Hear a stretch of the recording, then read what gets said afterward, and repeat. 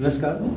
कल हम लोग बात कर रहे थे रिप्रोडक्शन ऑर्गेनिज्म की, क्लास 12 के पहले चैप्टर की, जिसमें हम लोगों ने ये देख लिया था कि लाइफ स्पैन क्या होती है, लाइफ एक्सपेक्टेंसी क्या होती है और किस ऑर्गेनिज्म की लाइफ स्पैन कितना होती है। और उसी में हम लोग एक चीज़ में ये छूटा था कि कोई भी ऑर्गेनिज्म है वो अमर नहीं है।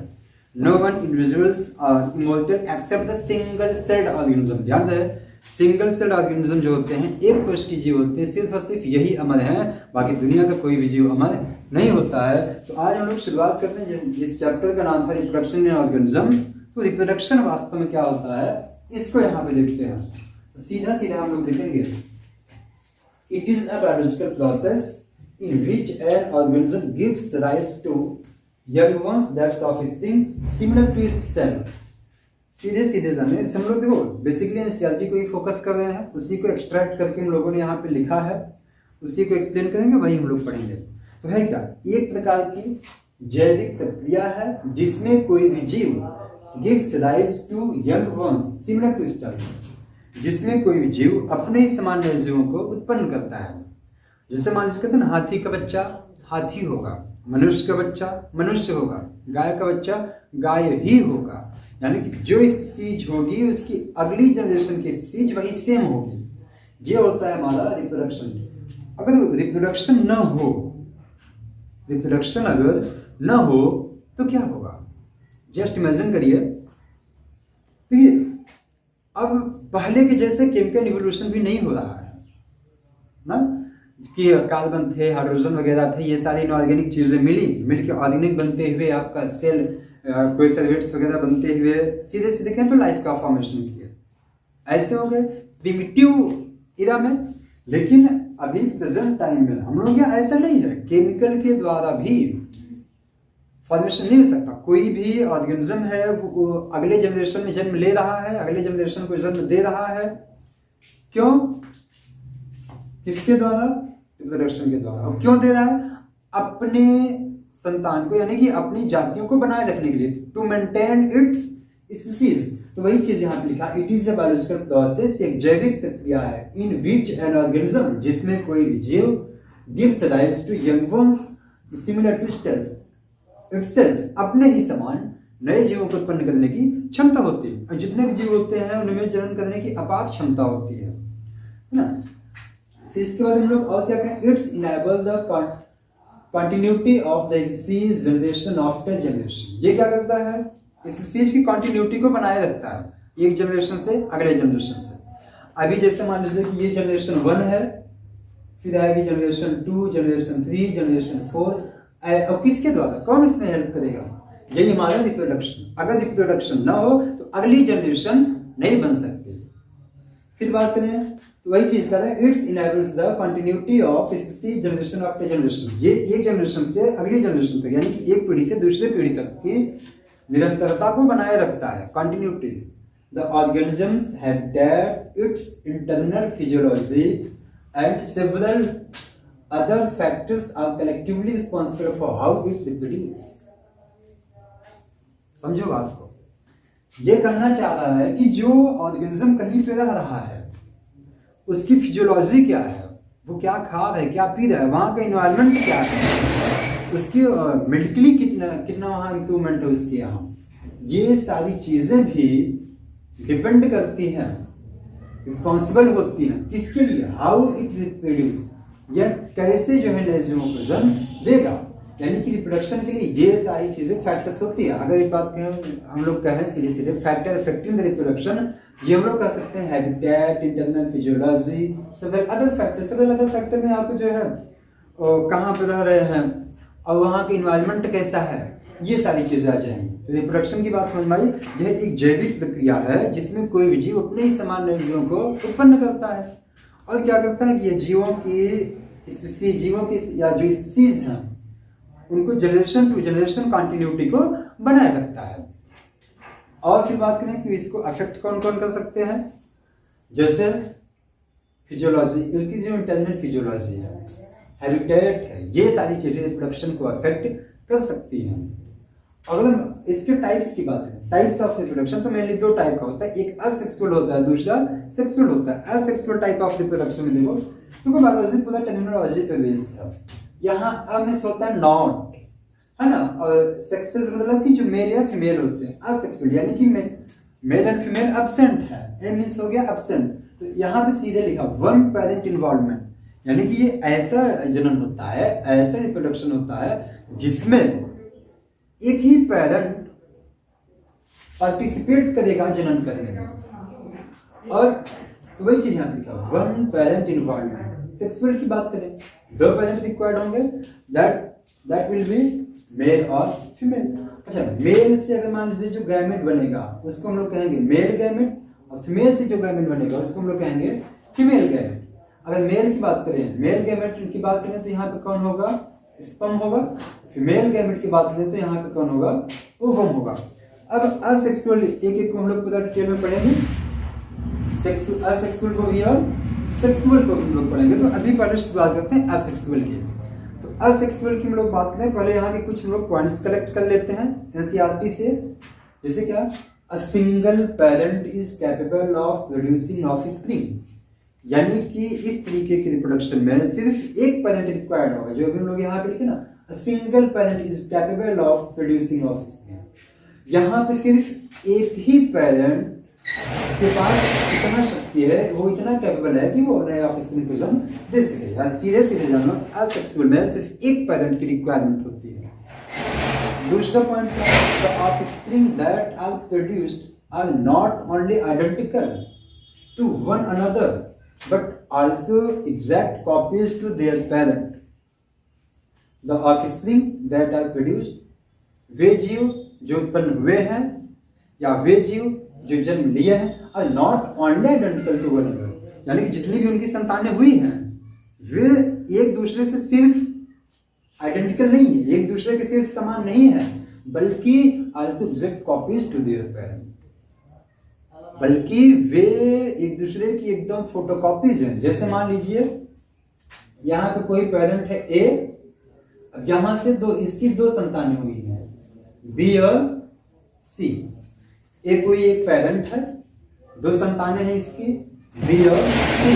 तो ये बी और सी जो दोनों संतानें हैं, ये एक दूसरे के आइडेंटिकल तो है, एक समान तो है, लेकिन सिर्फ आइडेंटिकल ही नहीं है, एक दूसरे की एकदम फोटोस्टेट है, एक दूसरे की पूरा एग्जैक्ट फोटोकॉपी है।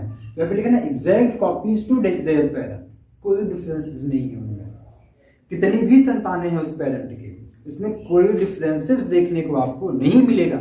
आप पहचान नहीं पाओगे कि ये ए वाला है या ये बी वाला, ये सी वाला, ये पहला दूसरा तीसरा है, सभी एक समान ही होंगे। ठीक, फिर क्या करा, it is common among single cell organism and in plants and animals with relatively simple organisation. ये जो हमारा असेक्सुअल रिप्रोडक्शन होता है, कॉमन किस में होता है, सिंगल सेल ऑर्गेनिज्म में, एक कोश की जीव में, बैक्टीरिया वगैरह हो गया, प्रोटोजोवन हो गया। It is common among single cell organism, एक कोश की जीवों में यह बहुत कॉमन होता है। And in plants and animals, तो क्या प्लांट और एनिमल में नहीं होगा, लेकिन कैसे, सिंपल ऑर्गेनाइजेशन, ऐसे प्लांट या ऐसे एनिमल जिनमें सिंपल ऑर्गेनाइजेशन है। जैसे हम लोग पढ़ते हैं ना एल्गी है, वहां भी आप देखोगे असेक्सुअल होता है, ऑर्गेनाइजेशन उनका सिंपल होगा, साधारण होगा, डेवलप नहीं होंगे, हायर नहीं होंगे। ऐसे प्लांट या एनिमल में भी असेक्सुअल रिप्रोडक्शन देखने को मिलता है। अब बात करें इन protist and monerans, the organisms और the parent cell divides into two give rise to new individuals. जो प्रोटिस्ट होते हैं अब मोनेरन्स होते हैं, अब पढ़े होंगे ना जो 5 किंगडम क्लासिफिकेशन था 1969 में, कि मोनेरा होता है, प्रोटिस्टा होता है, फंजाई, एल्गी, और फिर इसके अलावा आपका कौन कौन से, मोनेरा, प्रोटिस्टा, फंजाई, प्लांटी और एनिमलिया, ये 5 चीजें।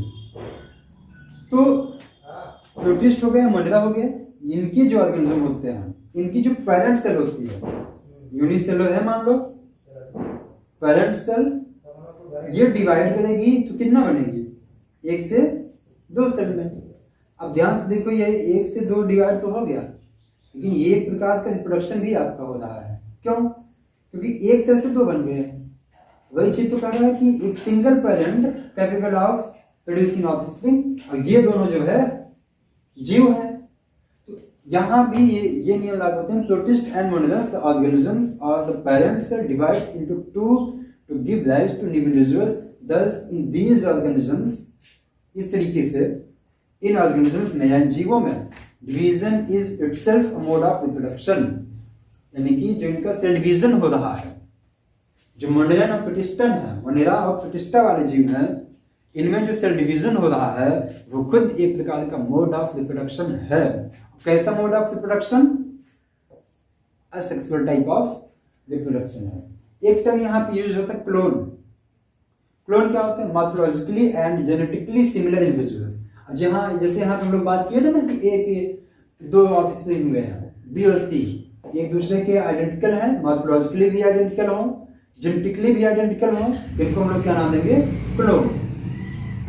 क्लोन की यूनिट गाइमेट होती है। तो ये हुआ हम लोगों का रिप्रोडक्शन। रिप्रोडक्शन में क्या मेनली रिप्रोडक्शन होता क्या है? सीधे सीधे दिमाग में रखो कि रिप्रोडक्शन क्या होता है?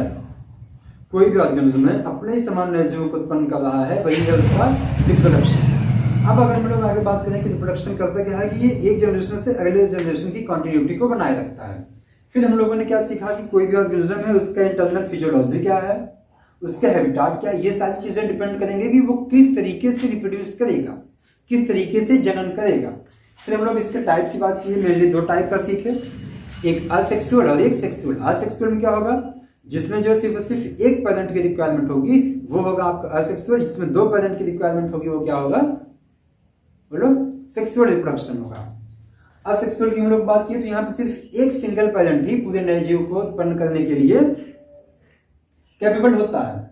फिर हम लोगों ने बात किया क्या, जो एक ही पेरेंट से दोनों संतानें अधिक, दो से अधिक संतानें उत्पन्न होती हैं, वे एक दूसरे के सिर्फ और सिर्फ आइडेंटिकल ही नहीं उनकी, बल्कि एक दूसरे की एग्जैक्ट फोटोकॉपी होती हैं। जैसे ए कोई था, उससे बी और सी ने जन्म लिया, तो दोनों एक दूसरे की एग्जैक्ट फोटो कॉपी होंगे। मिरर आइडेंटिकल कर सकते, मिरर जैसे आप पढ़े हो ना,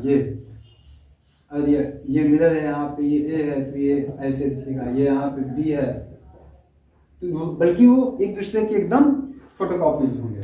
फिर हम लोगों ने यहाँ पे ये देखा कि जैसे मान लीजिए कि एक सिंगल सेल ऑर्गेनिज्म है एंड सिर्फ और सिर्फ asexual reproduction single cell organism में सिर्फ नहीं होता, किसमें? प्लांट और एनिमल में भी होता है।